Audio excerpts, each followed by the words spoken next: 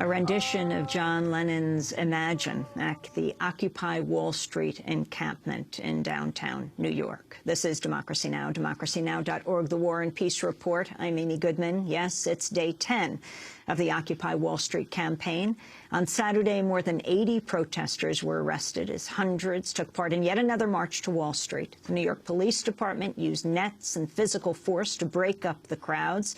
Videos uploaded to YouTube show officers pepper spraying protesters in the face from close range, punching demonstrators and dragging people through the street.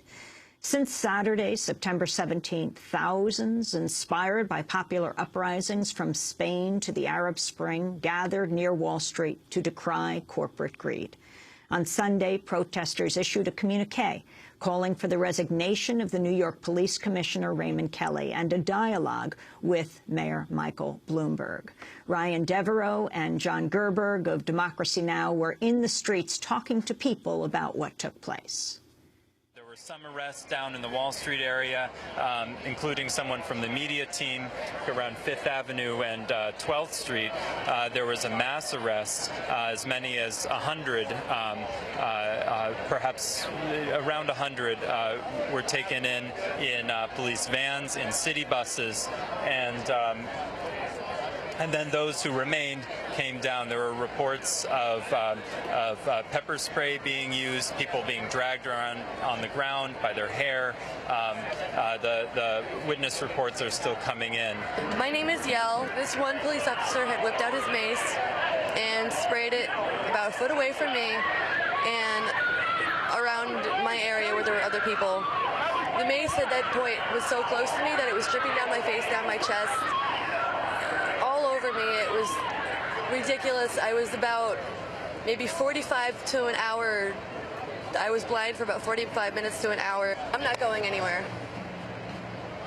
I'm not going anywhere. They need to do a lot more to move me. My name is Christina Gonzalez. I'm from Far Rockaway, Queens. Today I was involved in the protest. I was actually arrested. The guy told me to stop filming. I told him I wasn't, and I heard him say, "Get her." And next thing you know, they all came up behind me. They grabbed me by my wrist. They took their feet and swept it under my feet to try to take my feet from under me.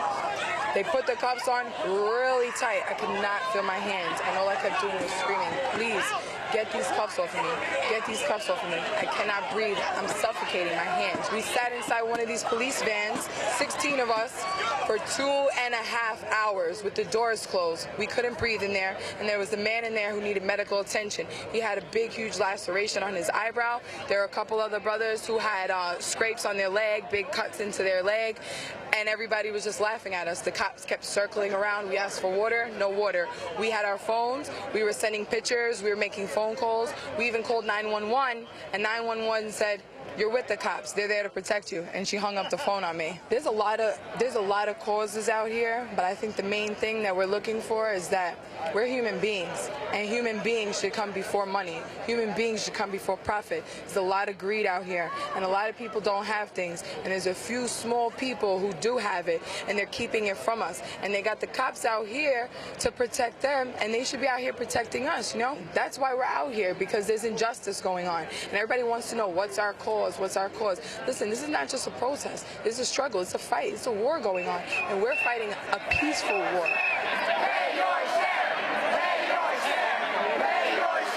I believe, as a constitutional lawyer, that the actual act of being here, of doing 2 general assemblies a day, of doing 2 marches a day, and of trying to have this peaceful assembly, putting out cardboard signs that other individuals will come around and see, this whole act is expressive speech. This is the First Amendment. It's a living, breathing moment of the First Amendment in action, and something that I don't recall really seeing quite like this before. What they're doing here is the assembly. The core demand, I think, right now seems to be the right to organize, to have a political conversation in a public space, to show Wall Street, so to speak, what democracy looks like.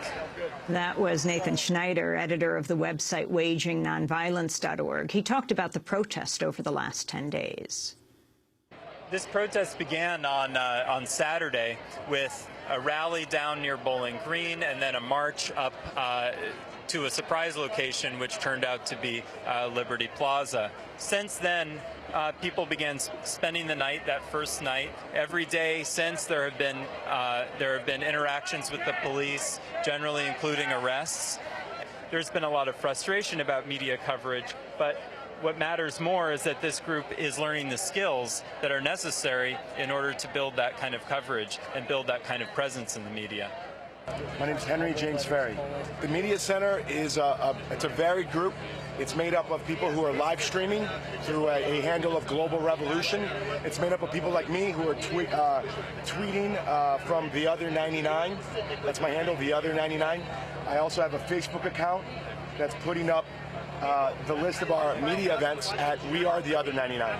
And we want to be a primary source of information. This is day 8 of the occupation. We want to create a narrative that the media can use to tell this story. Right now, this is a very messy, disconjointed story, and I don't think the media knows how to cover it. We're trying to create that narrative so that they have primary information source with pictures, with video, with sources that they can trust, so they can go out and tell the message to the whole country and the whole world. For more on Occupy Wall Street, you can go to our website at democracynow.org. And organizers in Los Angeles have now just announced an Occupy Los Angeles campaign. This is Democracy Now!, democracynow.org, The War and Peace Report.